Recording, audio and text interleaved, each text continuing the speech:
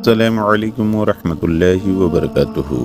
دوستو، آج کے اس ویڈیو میں ہم آپ کو 3 سال کے بچے کی ایک ایسی کہانی سنائیں گے جسے اس کے باپ نے مار ڈالا، لیکن کیوں اور پھر اس کے باپ کے ساتھ دنیا میں ہی جو ہوا اسے دیکھ کر پورا گاؤں حیران رہ گیا۔ اس لیے آپ سے گزارش ہے کہ اس ویڈیو کو آخر تک ضرور دیکھتے رہیے گا اور ویڈیو کو لائک کریں، شیئر کریں اور ساتھ ہی ساتھ چینل کو سبسکرائب کرنا مت بھولیے گا۔ تو چلیے دوستو، ویڈیو کو شروع کرتے ہیں۔ ایک عورت اپنے ظلم کی کہانی بتاتی ہے۔ وہ کہتی ہے کہ ہم 2 بہنیں تھیں۔ ہم گاؤں میں کچے مکان میں رہتے تھے۔ کچھ دنوں کے لیے ہمارے بابا نے گھر کرائے پر لے لیا تھا تاکہ ہم اپنی پڑھائی مکمل کر سکیں۔ میرے گاؤں میں 5ویں سے زیادہ کوئی اسکول نہیں تھا۔ میری امی اور ابو دونوں کام کرتے تھے۔ ابو کی آمدنی زیادہ تھی اور میرے ابو ایک مزدور تھے، اور اب میں اسکول میں بچوں کی دیکھ بھال کا کام کیا کرتی تھی۔ جب ہم دونوں بہنوں کی پڑھائی مکمل ہوئی تو ہم دونوں واپس اپنے گاؤں اپنے گھر آ گئے، لیکن گاؤں آتے ہی میری امی نے میری بڑی بہن کی شادی کر دی اور مجھے جس گاؤں میں وہ بچوں کی دیکھ بھال کرتی تھی وہاں لگوا دیا۔ اب میری امی نے نوکری چھوڑ دی تھی، اور جب میں 18 سال کی ہو گئی تو میری امی نے میری شادی میرے کزن سمیر کے ساتھ کر دی۔ سمیر کی امی اور بہنوں کا رویہ میرے ساتھ ٹھیک نہیں تھا، اسی وجہ سے بات چیت بھی بہت کم ہوا کرتی تھی۔ حالانکہ وہ میرے چچا کی بیٹیاں تھیں۔ شادی کے 3 سال بعد ایک بیٹا پیدا ہوا اور اس کا نام ارشد رکھا۔ میں ڈیلیوری سے پہلے اپنی امی کے گھر آ گئی تھی۔ جب بیٹا پیدا ہوا تو نہ ہی میرا شوہر سمیر آیا اور نہ ہی میرے سسرال سے میرے بیٹے کو دیکھنے آئے، اور جب میں اپنے بیٹے کو لے کر سسرال گئی تو کسی نے مجھے مبارکباد تک نہیں دی اور نہ ہی کسی نے میرے بیٹے کو دیکھا، یہاں تک کہ سمیر نے خود بھی اپنے بیٹے کو نہیں دیکھا۔ اللہ نہ جانے کیا ہوا تھا کہ انہوں نے مجھے کھانا بھی دینا بند کر دیا تھا، یہاں تک کہ سمیر نے مجھے خرچے کے لیے پیسے دینے بھی بند کر دیے تھے۔ میں نے سمیر سے ہزاروں مرتبہ پوچھا، لیکن سمیر نے کوئی جواب نہیں دیا۔ اب تو سمیر نے کمرے میں آنا بھی چھوڑ دیا تھا اور میرے سسرال والوں نے میرے ساتھ بدسلوکی کرنا شروع کر دی۔ وہ ہر وقت مجھے طعنے دیتے تھے، نہ کوئی مجھ سے اور نہ ہی میرے بیٹے سے پیار کرتا تھا، اور پھر میں نے سسرال میں رہ کر اپنی اور اپنے بیٹے کی ضرورت پوری کرنے کے لیے دوبارہ نوکری شروع کر دی، اور اس پر بھی کسی نے آواز نہیں اٹھائی، یہاں تک کہ سمیر نے پوچھا تک نہیں کہ تم نوکری کیوں کر رہی ہو۔ میں صبح اپنے بچے کو ساتھ لے جاتی اور آیا کے پاس چھوڑ کر خود بچوں کو پڑھانے لگ جاتی۔ میں خود جو کما رہی تھی وہ میرے اور میرے بیٹے کے لیے کافی تھا، اور اگر مہینے کے خرچے سے کچھ پیسے بچ جاتے تھے تو اسے میں جمع کر لیتی تھی۔ اور میرے بیٹے نے اب چلنا بھی شروع کر دیا تھا، اور وہ اپنی دادی اور پھوپھی کے کمرے میں چلا جاتا۔ وہ خوب شور مچاتے تھے اور مجھے اور میرے بیٹے کو خوب برا بھلا کہا جاتا تھا، اور مجھ سے کہتے کہ تم اپنے بیٹے کو سنبھال نہیں سکتی، اس کو باندھ کر رکھا کرو، اس کی ماں کا گھر نہیں ہے کہ جہاں من چاہے وہاں جائے۔ تو میں خاموشی سے اپنے بیٹے کو اٹھا کر اپنے کمرے میں لے آئی۔ میں اپنے کمرے کا دروازہ بند رکھنے لگی کہ کہیں میرا بیٹا کمرے سے باہر نہ نکل جائے، کیونکہ میری ساس اور میری نندوں کو لڑائی کا بہانہ چاہیے ہوتا تھا کوئی نہ کوئی بہانہ چاہیے ہوتا تھا کہ وہ کسی طریقے سے مجھے اور میرے بیٹے کو گھر سے نکالیں۔ میں ابھی تک اپنے سسرال والوں کی بدسلوکی برداشت کر رہی تھی اور میں مائکے نہ آئی۔ سمیر نے مجھے ڈیورس نہیں دیا تھا، اسی وجہ سے میں سسرال میں رہ رہی تھی۔ میرا بیٹا ارشد اب 1 سال کا ہو گیا تھا تو میرے شوہر نے دوسری شادی کر لی، اور دوسری شادی کی اجازت میں نے اپنے شوہر کو دی تھی، اور اس شرط پر دی تھی کہ وہ مجھے ابھی طلاق نہیں دے گا۔ سمیر نے میری شرط کو قبول کر لیا اور دوسری شادی کر لی۔ سمیر اپنی دوسری بیوی کے ساتھ بہت ہی زیادہ خوش تھا، اور سمیر کی بہنیں اور امی کو بھی بہت زیادہ خوشی تھی۔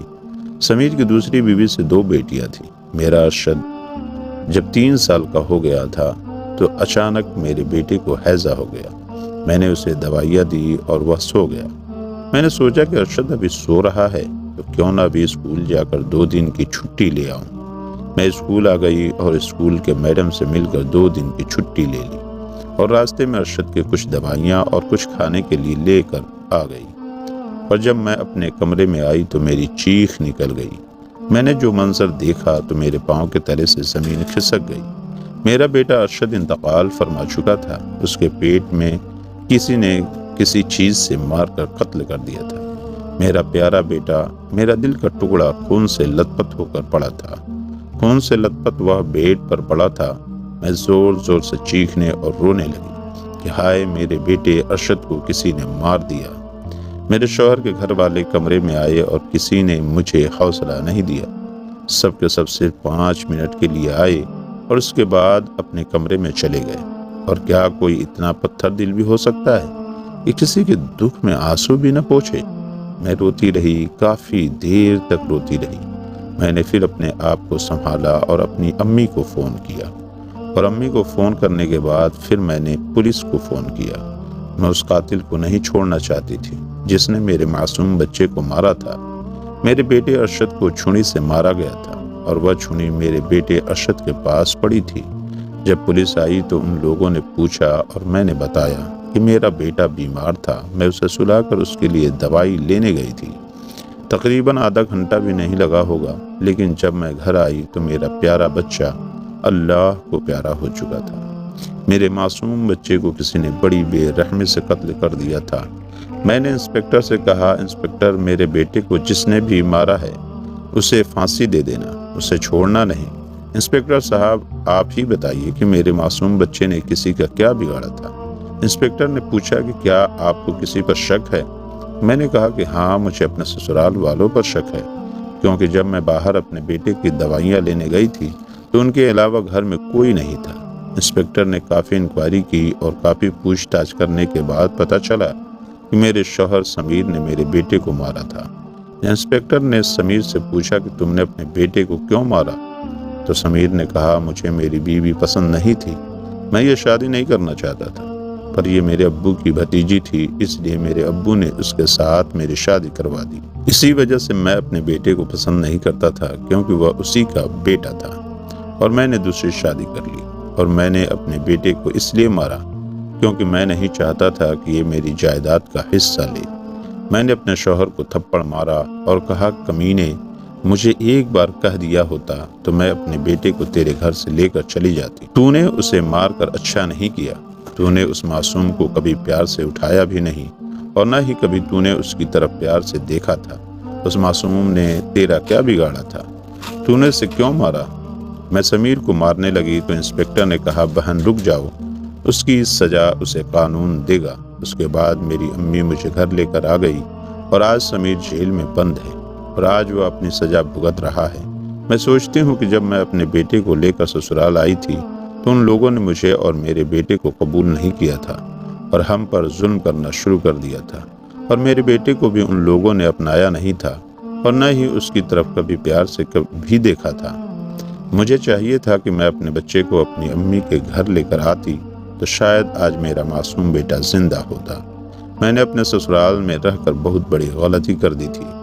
شاید میرے شوہر نے میرا غصہ میرے بچے پر نکالا تھا، اور آج جب بھی میں اپنے بیٹے کے بارے میں سوچتی ہوں تو خون سے لت پت اس کا جسم میرے سامنے آ جاتا ہے، اور کیسے کوئی باپ اپنی اولاد کو اپنے ہاتھوں سے اس طرح سے مار سکتا ہے۔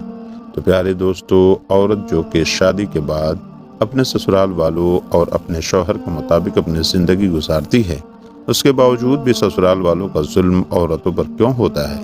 ساس جو کہ اپنی بہو کو اپنی بیٹی کیوں نہیں سمجھتی، اور ایسا صرف عورتوں کے ساتھ ہی کیوں ہوتا ہے؟ دوستو، ہمیں کمنٹ کر کے اس کے بارے میں ضرور بتائیے گا۔ تو آخر میں اللہ سے دعا ہے کہ اللہ ہماری تمام بہنوں کا گھر آباد رکھے اور ان کی زندگیوں میں خوشیاں بھر دے، آمین اللہم آمین۔ پیارے دوستو، امید کرتے ہیں کہ آج کی ویڈیو آپ کو پسند آئی ہوگی۔ اگر پسند آئی ہے تو اس ویڈیو کو لائک کریں، شیئر کریں، اور ساتھ ہی ساتھ اس چینل کو سبسکرائب کرنا نہ بھولیں، اور دیے گئے بیل آئیکن پر کلک کر دیں تاکہ ہماری نئی آنے والی ویڈیو کا آپ کو پتہ چلتا رہے۔ پھر ملیں گے ایک نئی ویڈیو کے ساتھ، تب تک آپ اپنا خیال رکھیے۔ اللہ حافظ۔